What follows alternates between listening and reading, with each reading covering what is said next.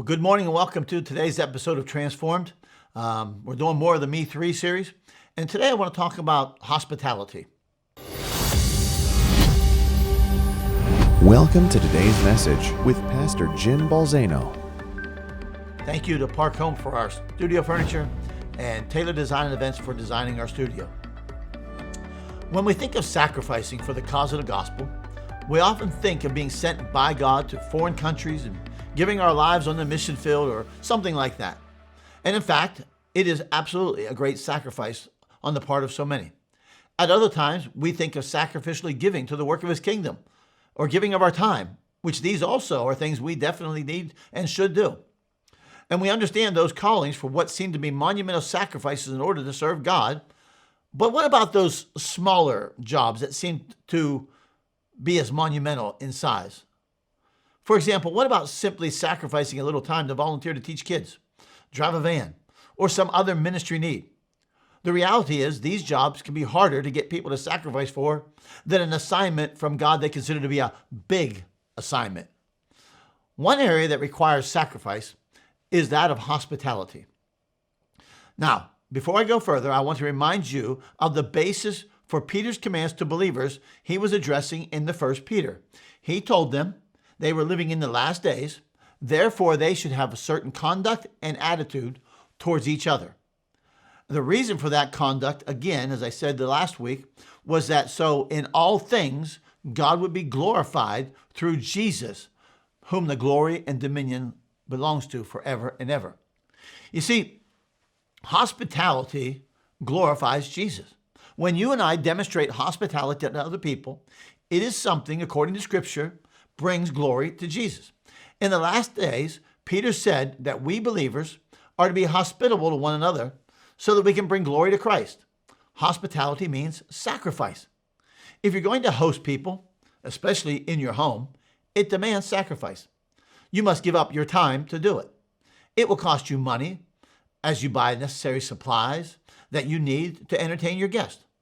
The fact that you're entertaining guests means you will have to labor to do an effective job. When you are hosting someone, it demands that you share your home with your guest. And we all know that it's nice when guests come, and we all know it's nice when guests go home. But hospitality in the Bible is a very important art. And yes, I said art. There are those people who exude hospitality. They are the consummate host in every sense of the word. Let me show you how important it was in the Bible. 1 Timothy 3:2. An overseer in the church has to be hospitable. An overseer, according to 1 Timothy, must be above reproach, the husband of one wife, temperate, prudent, respectable, hospitable, and able to teach. We often look at the qualities of an overseer and as having things such as being respectable, able to teach, and the husband of one wife. But when was the last time you heard hospitality as a necessary attribute? If you were an overseer in his church, you had to be hospitable. Why? Because I believe it's a reflection of God. Another place in Scripture that emphasizes the importance of hospitality was in the provision of widows. Paul told Timothy a widow was to be put on the first on the list. Start over short with another. Another place that emphasizes the importance of hospitality was in the provision for widows. Paul told Timothy a widow was to be put on the list for support if she possessed a number of qualities. One of those qualities was the ability to practice hospitalities. When we read about hospitality in the Scripture, we can see the importance God puts on it. In light of that, we can all plan to open our homes up this weekend, and we can have a bunch of our friends over, and we can be the consummate host. And there's nothing wrong with it. But I think it would be more fellowship than a type of hospitality. You see, I'm not sure that's exactly what Peter and Paul were always talking about, although it's important. It appears that they at times were directing it more towards strangers than our friends. I mean, let's face it. It takes more sacrifice to host strangers than it does our friends. The writer of Hebrews throws a little twist at us when it comes to hospitality. Hebrews 13:1 says, "Let the love of the brethren continue." And then he says, "Do not neglect to show hospitality to strangers. For by this some have entertained angels without knowing it." If you and I knew the person we were looking at was an angel, there's no doubt we would roll out the red carpet. Yet the writer says this should be our view when dealing with strangers. I wonder how many times I may have hosted an angel. I wonder how many times I may have turned an angel away. Peter added a caveat to this command to be hospitable. He said to do it without grumbling or complaining. The spirit of complaint will steal the blessing of hospitality. How do I do it without complaining? It's really simple. It's the theme of what we've been talking about for weeks.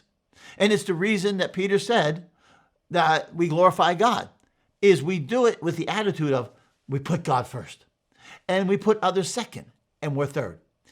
If I'm hospitable because God is first and I want to glorify him, then it shouldn't be done in a spirit of complaint, because it's not about me. It's about him, and it's about the one I'm being hospitable to. It's about the one that I'm hosting. Hospitality is a huge thing in the Bible.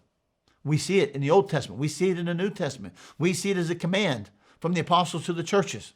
Hospitality should be an art in our churches. Hospitality should be an art in our life, but not just those we like and not just our friends, but also to strangers. And so let me encourage you that you would take on the art of hospitality as you live God first, others second, Me3. Have a great week.